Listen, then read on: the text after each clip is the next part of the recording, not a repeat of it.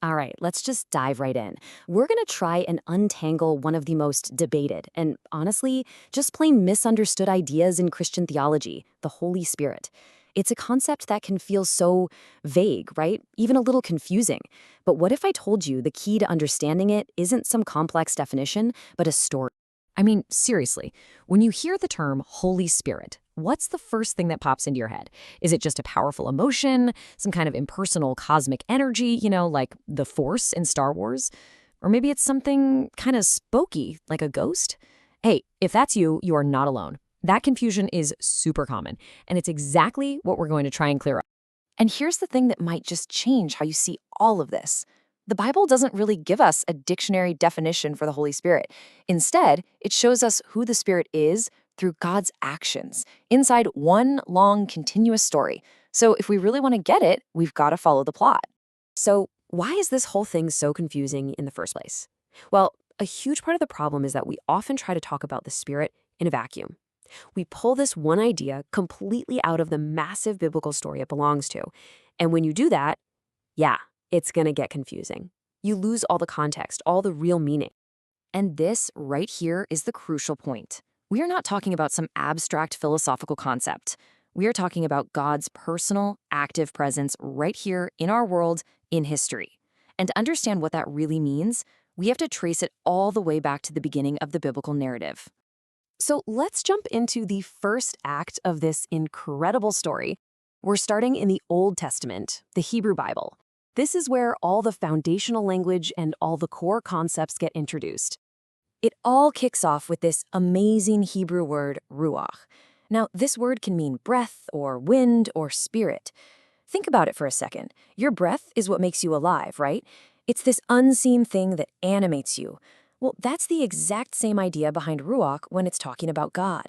It describes God's own unseen, life-giving presence and power, actively at work in the world. It's God himself, present and on the move.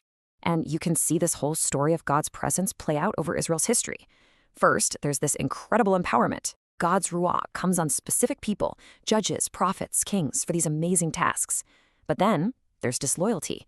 Israel betrays its relationship with God, and that leads to exile, this heartbreaking period of what feels like divine silence, the loss of God's presence.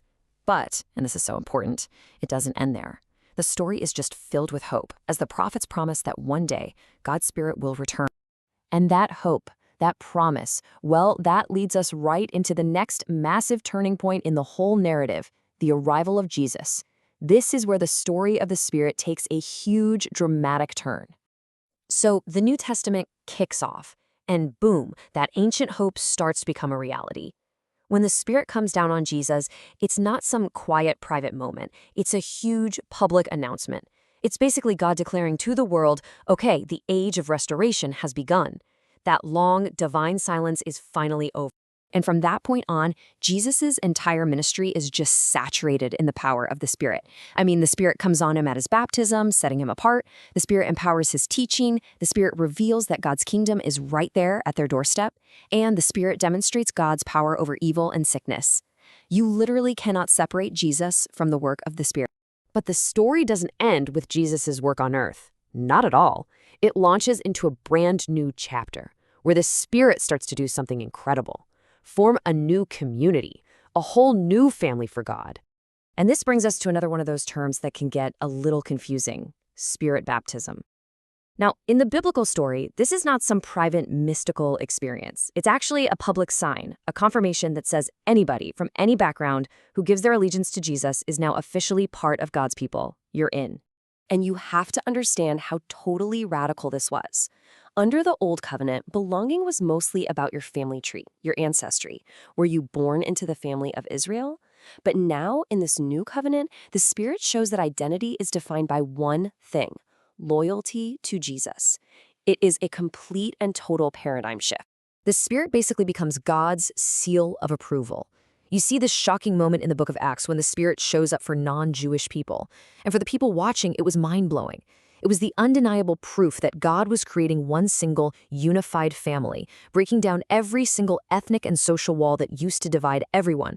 Okay, so If the Spirit is God's constant presence with his people, then what about that phrase we hear all the time, being filled with the Spirit? What does that even mean? Does it mean you can be empty of the Spirit one minute and then full the next, like a gas tank? Yeah, that's a really common misconception. But being filled isn't about reaching some higher, elite spiritual level. And it definitely doesn't mean the Spirit comes and goes. Its presence is constant.